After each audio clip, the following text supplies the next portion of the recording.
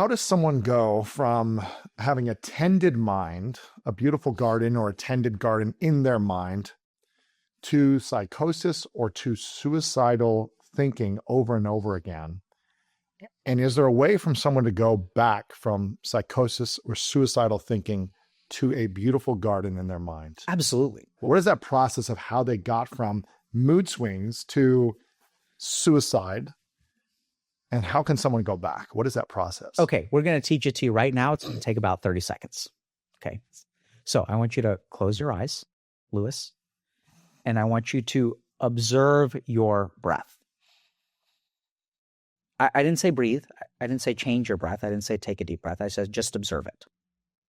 You're doing that deep breathing thing again. You're breathing slow. Just observe it. Don't change it. Can you breathe the way that you were when we were talking? Now you're artificially increasing the pace, right? A little bit, yeah. So here's the wild thing.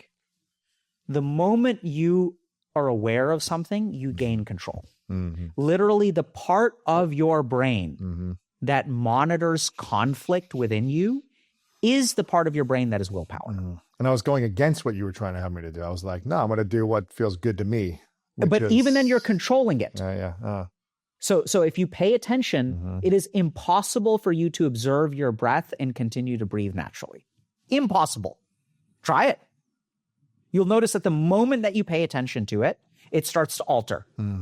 Right? So in physics, this is like... Because now I'm paying attention to it as opposed to just being.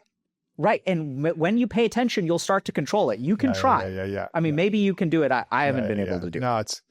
Yeah, because I was focusing on breathing rather than just talking right now. I'm not thinking about breathing, how I'm just right in and out, So it's really cool.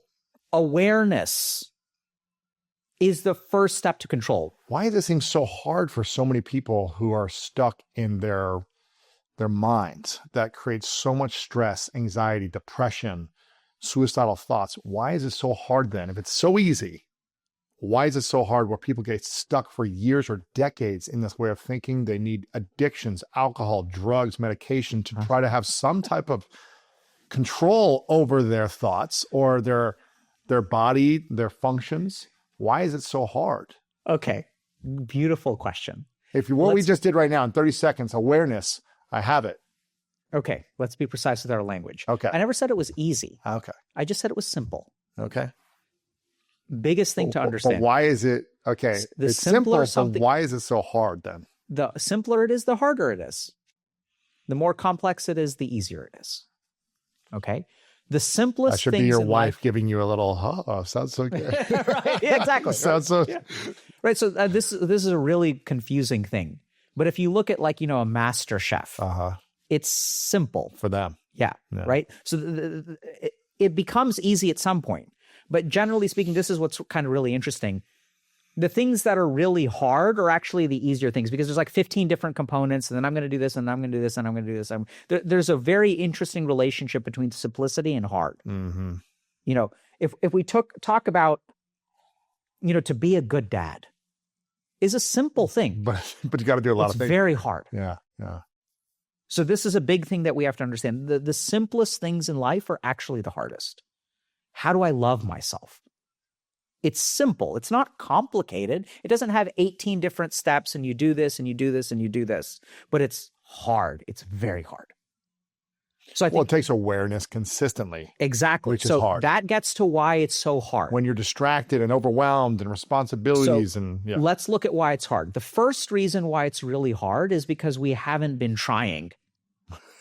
Right, we've never thought about it. We've never thought, literally.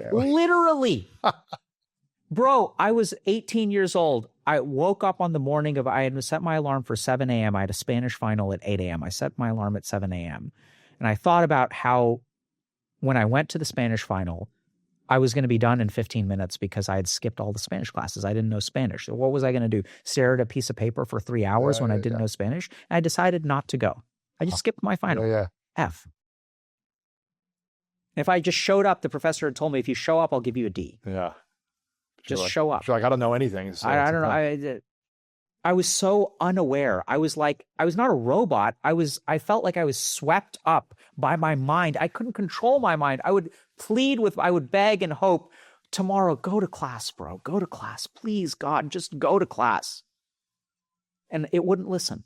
Why not? Because I wasn't aware. Hmm. I was trying to get it to do. I was not observing. Right? So my daughter, here's a great example of just how powerful awareness is. My daughter was trying to close the box of a board game. I don't know if you've ever had this problem where, if it's a little bit off, you can push down and it'll never close, no matter how hard you push it. And then all it takes is just a little shift, adjustment. Yeah. And then it'll slide right down. Easiest thing in the world. So when we don't understand ourselves, when we aren't aware of what the problem is, then we can exert this. When you say, why is it so hard? Because everyone is trying to push the door open when you've got to pull. That's life. Understand yourself. Understand how you work. Understand that a goal can actually inhibit your motivation. If you get a little bit of feedback and the goal now feels harder, your mind will tell you, hey, it's not worth investing in. Now you have to overcome that. Understand that you actually don't control your thoughts. You can never control your thoughts. Imagine for a moment, if you agree with me, if I've made a logical argument and you now understand that you can't control your thoughts, you ask, why is it so hard? Because everyone's trying to control their thoughts. They're trying to swim up a waterfall and you ask why it's hard. It's not complicated. You can't swim up a waterfall. Water go down. Water don't go up. So when you go to, Harvard day one, psychiatry training, and they're like 101 of psychiatry training, you can't control your thoughts. Is that something they teach you? No. So the crazy thing at going to Harvard is they were teaching me all this stuff and they were like, this is how the mind works. And I was like, no, it isn't. Because I had learned about the mind in India. So they're teaching me what the subconscious is. They're teaching me all this stuff that is just one view of the mind. There's a different view of the mind, which I think is, it's not that their view of the mind is wrong. We use both, right?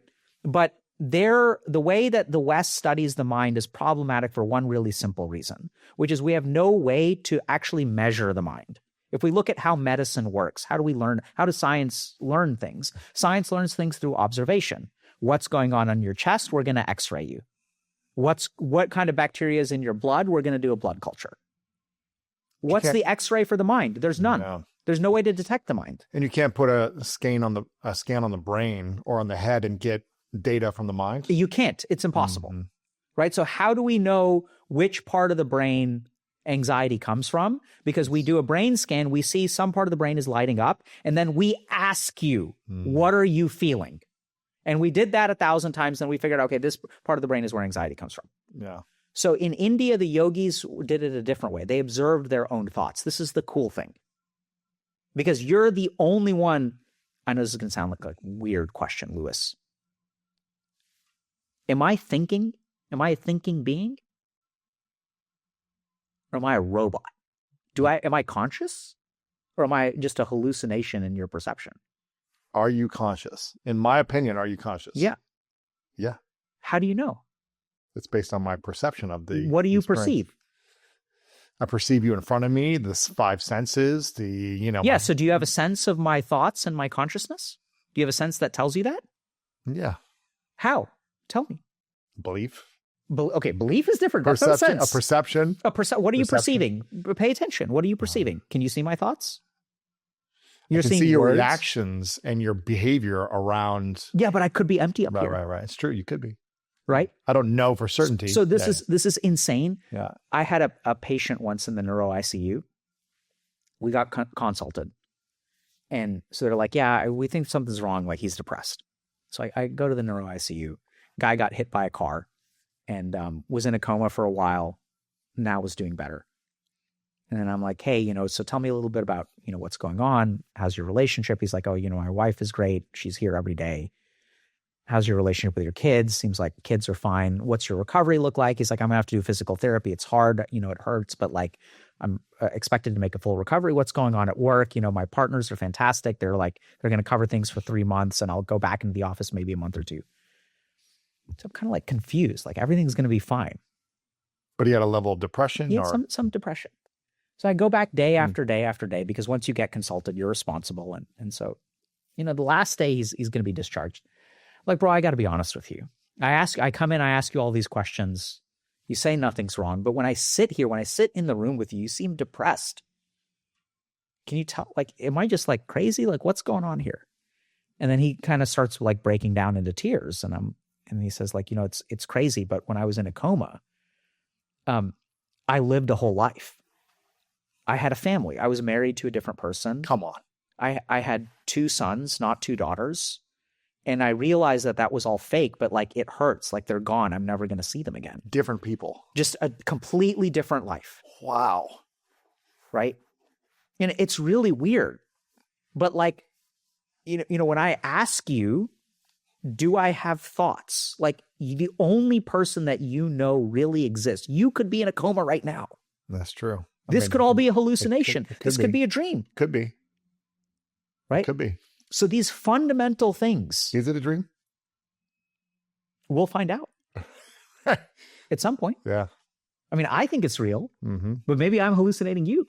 Who knows? You know, so Descartes was like cogito ergo sum, right? I think, therefore I am. At the end of the day, you can't tell the difference between a hallucination and a dream, but at least there is something there that is dreaming. Even if it's a dream, even if you're in a coma, there's still someone in the coma. Mm-hmm. And as we understand some of these basic things, like this is why it's hard, because we don't understand that we're not our mind. You are that which experiences your mind, and no one else experiences your mind. You are that which experiences your mind. You are the awareness of the experience of your mind? Of course, because you can observe your thoughts. Mm-hmm. Can you see your eyes? Not unless I have a mirror. You are not seeing your eyes in a mirror. What are you seeing? A reflection. There we go. Mm-hmm. So what you really are, I'm observing it. you are observing. I can observe my hand. I can observe my mind. This hand is not me. I own it. It's my hand. Yeah. But it's not me. Even if, heaven forbid, something happened, I lost the hand, I'd still be me. What is you? That which observes. It's empty, egoless, nothing. It's just the capacity for observation. And so this is what's really cool. You know, so it's the being of you that observes everything around you. Absolutely. So here's the crazy thing. You want to know what you are? You're not a wise, passionate man. You're the thing that thinks you're a wise, passionate man. Mm-hmm. You're the thing that believes you're a wise, passionate man. Mm-hmm. You're the thing that has watched the construction. You have experienced every moment of your life. That's the only thing that makes you you. Ego is outside of that. We can construct the ego. Well done. You constructed a very healthy ego. We need a healthy ego. Yeah. It's nice and rajasic. Seems like you're not having problems with heart attacks and stuff, so you may not need to slow down. Right. I'm sure you've learned, you're a professional athlete, you've learned the value of rest. 100%. Right? So that's okay. So as we understand these fundamentals, life becomes easier. As we start recognizing that, don't just chase goals. Don't just get willpower. If you're feeling tired, rest or recognize, imagine this, if your brain thinks something is a bad idea, how does it let you know? It makes you feel tired. Mm-hmm. If you really don't feel like doing something, you should really ask yourself, what is my body and brain trying to tell me? It's so sad. People are in a relationship that's been dead for years, and the thought of seeing their partner makes them exhausted. Oh. That's your brain telling you something. Something's off. Something's off. Yeah. And it's not that this relationship has to end. You don't have to break up with the person, but you better damn well make a different relationship with them. Yes. So you don't have to jump to the conclusions that your mind says, but like if you're feeling tired, instead of just taking a supplement and powering through, ask yourself, why am I feeling tired? Spend more time with awareness. Then you'll know how to move the box a little bit, and then life becomes easy. You don't have to work so hard. For someone who's going through a mental challenge, do you call it a mental diagnosis, a mental disorder, a mental disease? Depends on what they're going through. You have to tell me what they're, then I'll tell you what. I mean, I guess anything from anxiety to psychosis. Okay. So here's I don't want to categorize things the wrong way, I guess. So if something is going on in your mind and possibly in your body that impairs your function, then we call it a mental illness. Okay. So if it interferes with your ability to work, if it interferes with your ability to do school, if it interferes with your relationships, if it interferes with your physical health, if it interferes with your mental health, if your anxiety is so bad that you can't go see your friends. You can't leave the house. Well, it's not that it's impairment to function. Okay. If it's really hard to leave the house. Yes. Because so many people with depression are functional and empty. Right? So that's a mental illness. That's an illness. So if it impairs function, that's the line. When do you know you've healed a mental illness? And can you heal a mental illness without medicine? When do you know you've healed a mental illness? So what we shoot for in psychiatry is no longer impairment of function. So even if you're depressed, if you're able to enjoy life, if you're able to form relationships, go to work, if the depression comes and goes a little bit, that's actually okay. That's not a mental illness anymore. Or it's in remission. Gotcha. Okay. So I personally believe that many mental illnesses can be healed or cured, but that is not something I can say scientifically. Yes. So we'll talk about remission because it can always come back, right? Sure. But in my experience, people will be in sustained remission, and that's very common. The majority of people who have a depressive episode only have one in their life. So then that begs kind of a philosophical question. Is it cured or is it just so dormant and not being triggered because your life is healthy? And are you, does that kind of make sense? Yeah. You're just saying. And can you heal a mental illness without medication? I think so. Without saying very, very clear. Yeah. Medication never heals mental illness. Oh. And I think most psychiatrists would agree with me with that.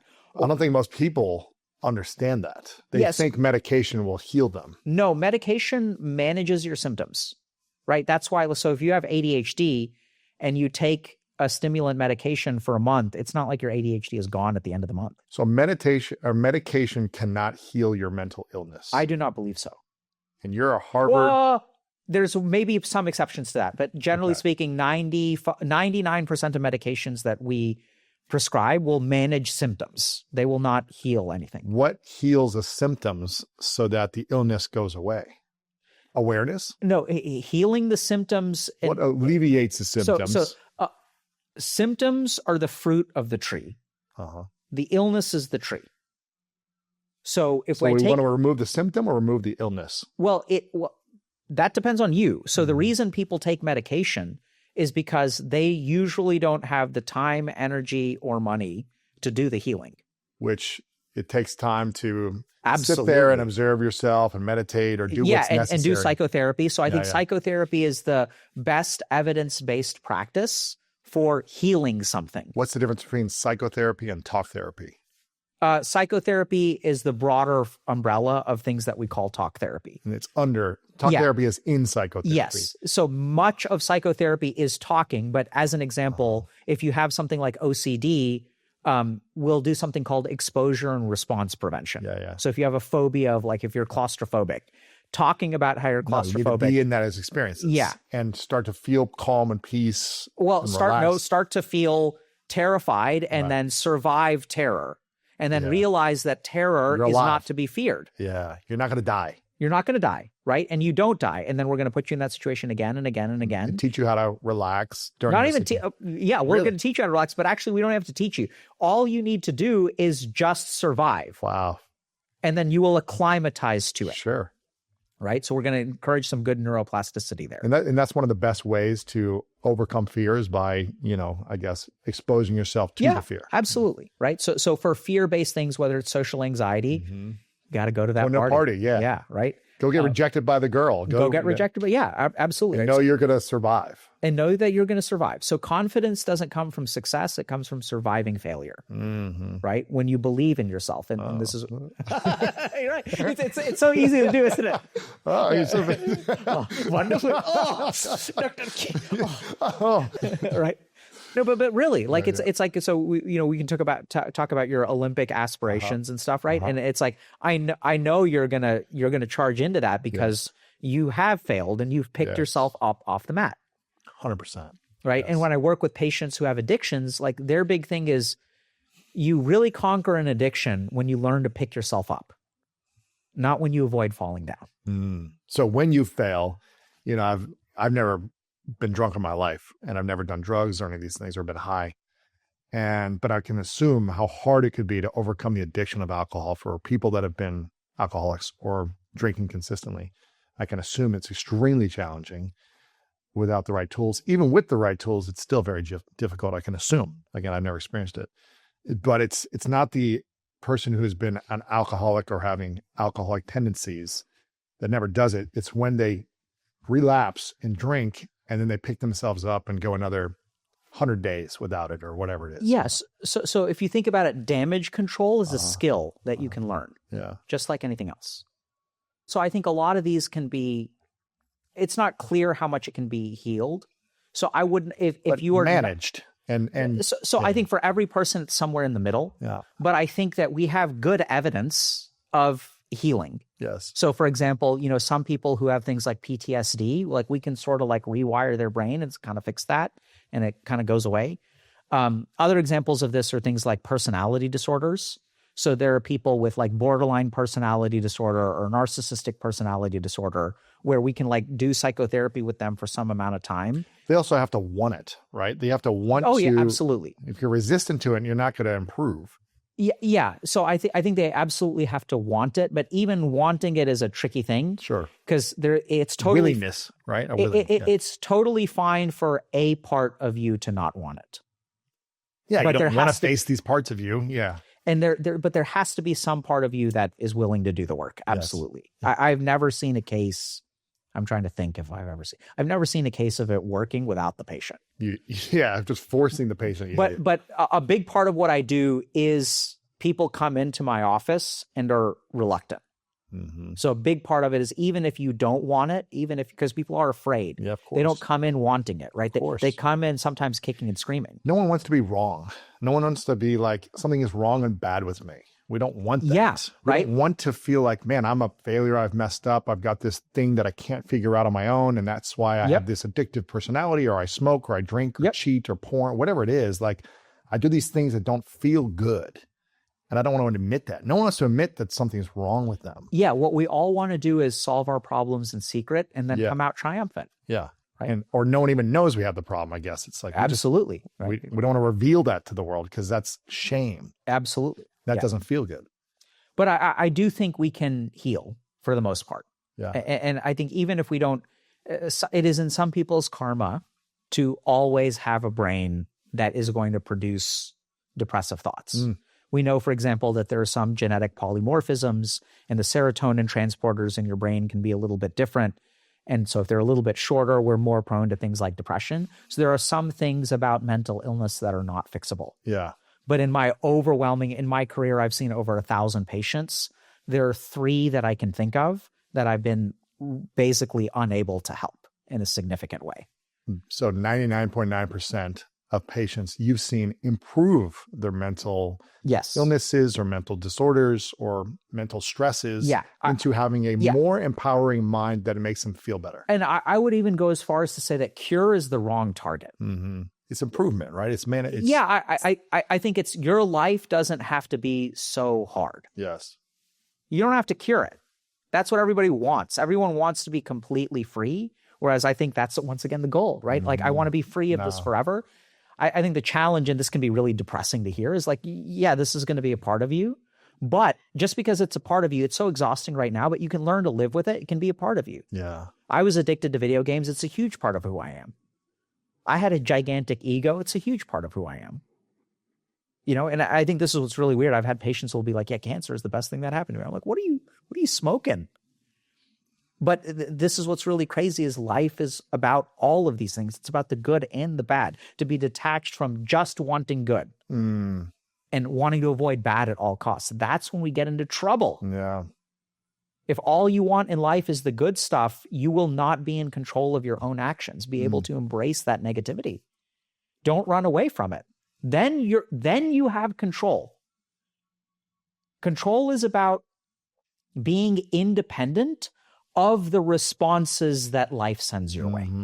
Thank you so much for watching this video. If you enjoy this and you want more inspirational content, make sure to click the subscribe button below and click right here to watch what's coming next.